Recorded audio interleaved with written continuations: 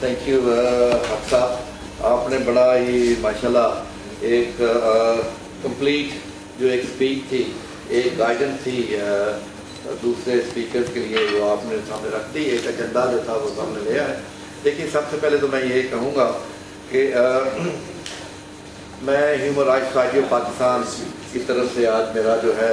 یہاں کنٹریبیوشن ہوگا. ہماری سوسائٹی نے ہیومن رائٹس کے حوالے سے اوورسیز پاکستانیوں کے لیے کافی جدوجہد کی ہے, اور یہ جدوجہد ایکول رائٹس والی یہ انشاءاللہ ہم جاری رکھیں گے. اور میں بہت خوش ہوں آج کہ آپ نے یہ ایجنڈا سامنے رکھا ہے کہ ہم جتنی آرگنائزیشنز ہیں, جتنے انڈیویجولز ہیں جو کہ اس میں کنٹریبیوٹ بھی کر رہے ہیں بلکہ جدوجہد بھی کر رہے ہیں انڈیویجولی, وہ سب ہم ایک پلیٹ فارم پر اکٹھے ہو کر یہ ایک بہت نوبل کاز ہے, اس کو کامیاب بنائیں. اور اس کے بغیر میرے خیال میں کوئی اور راستہ بھی نہیں ہے, کیونکہ انڈیویجولی ہم کوشش کرتے رہتے ہیں, ہم وہاں جا کے لوگوں کے دروازے کھٹکاتے رہتے ہیں, یہاں وہ لوگ آتے ہیں ان کے لیے ریڈ کارپیٹ جو ہے وہ بچاتے رہتے ہیں, کھانے دیتے رہتے ہیں, ان کی فٹیکیں جو ہے وہ سہلتے رہتے ہیں, لیکن ہمارا آج تک کوئی بھی جو مسئلہ تھا وہ انہوں نے صحیح طریقے سے جو ہے اس کا حل نہیں نکالا. اور اس میں شاہ صاحب ابھی کہہ رہے تھے, میں ان کا بڑا ممنون ہوں کہ ہمارے ٹیلی فون چارجز بھی ہیں, اس میں ہمارے ویزے کا بھی مسئلہ ہے, اس میں ہمیں ایئرپورٹ پہ جو مسائل ہیں, قبضہ گروپ, بہت سے مسائل ہیں. آج تک کسی مسئلے کا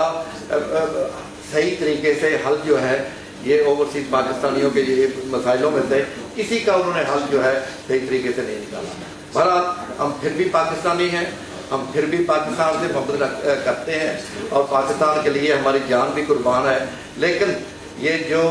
آپ نے مسئلہ ابھی جو ایک ایجنڈا رکھا ہے سامنے, یہ ایک ایسا ایجنڈا ہے جس پہ ہمیں حلفاً میں تو کہوں گا, میں تو بار بار چیخ کے یہ کہہ رہا ہوں, 13 سال پہ یہ کہہ رہا ہوں, ہیومن رائٹس سوسائٹی کے پلیٹ فارم سے کہہ رہا ہوں, لیبر پارٹی کے پلیٹ فارم سے کہہ رہا ہوں کہ جب تک ہم اکٹھے نہیں ہوں گے, یک زبان نہیں ہوں گے, ہماری کوئی بات وہ نہیں سنیں گے.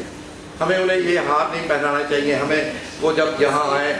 ریڈ کارپیٹ نہیں بچھانا چاہیے ان کے لیے, تب جا کے وہ ان کے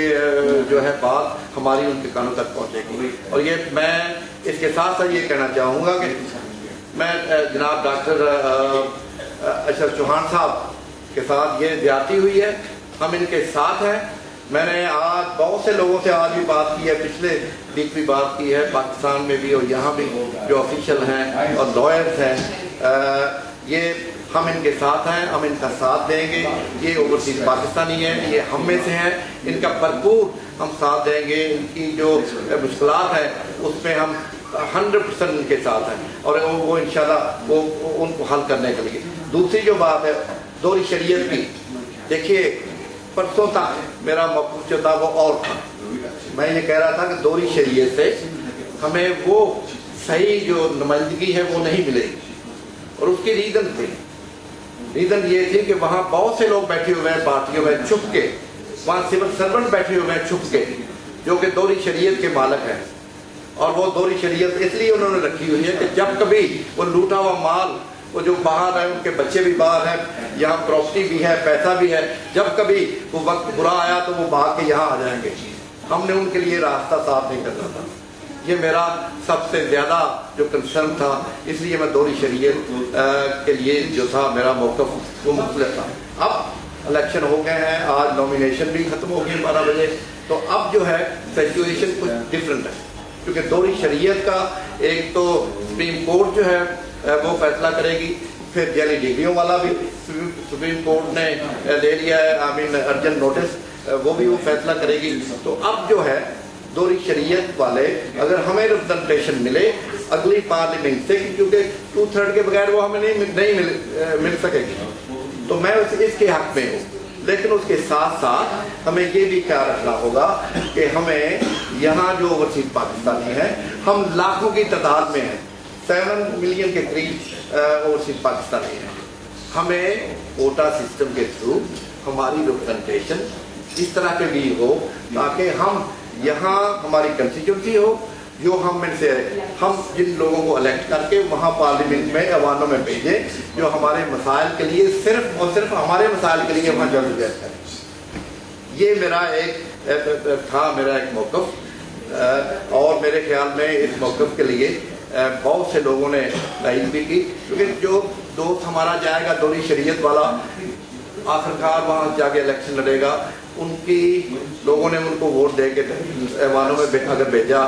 تو پھر وہ ظاہر ہے ان کی ذمہ داری ہوگی، وہی لوگ جنہوں نے ووٹ دیا ہے ان کی وہ لک آفٹر کریں، ان کے مسائل کے لیے جدوجہد کریں۔ تو اگر ہمیں ریپرزنٹیشن یہاں سے مل جائے تو یہ ہوگا کہ یہاں کے الیکٹڈ کیے ہوئے یا نامینیٹ کیے ہوئے لوگ جو ہے وہ ہمارے مسائل جو ہیں ان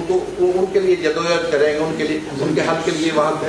کوئی نہ کوئی طریقہ کار جو ہے وہ نکالیں گے۔ تو یہ دو چیزیں تھیں۔ تیسری چیز میں یہ کروں گا کہ دیکھیے، یہ جو آج میں حق صاحب کا بڑا ممنون ہوں اور ڈاکٹر صاحب کا، انہوں نے آج کی یہ چھوٹی سی گیدرنگ جو کی ہے، اس کو ہم آگے بڑھائیں، اور اگر ہم میں سے کسی کا کوئی موقف جو ہے وہ تھوڑا سا مختلف ہو، ہمارا قول ایک ہی ہے۔ یہ یاد رکھ کے میں پہلے بھی ذکر کر رہا تھا کہ ہمارا جو موقف ہے وہ ایک ہی ہے، ہمارا قول جو ہے وہ ایک ہی ہے، لیکن اس میں ویو آف پوائنٹ ڈفرینٹ ہو سکتا ہے، اس میں اختلاف ہو سکتا ہے، لیکن اس میں ضرورت یہ ہے کہ ہم ٹیبل پہ بیٹھ کے آرگنائزیشن کے جو ہیڈ ہیں یا وہ لوگ جو آپس میں